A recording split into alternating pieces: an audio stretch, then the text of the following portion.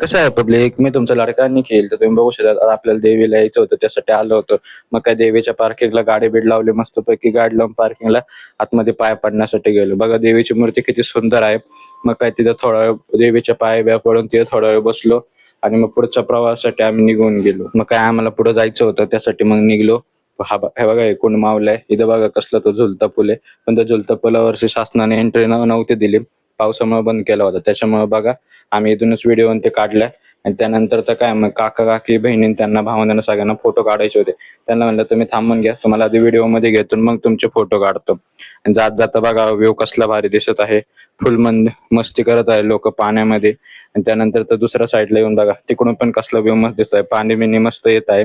आणि त्यानंतर तर काय, मग आता सगळं झालं होतं, पाय बिया पडून आम्ही तिथून निघलो होतो. आणि आपल्या नेहमीप्रमाणे दुपारी भूक लागते, टायमिंग झालं होतं जेवायचं. मग मस्तपैकी जागा बघितली जेवण्यासाठी.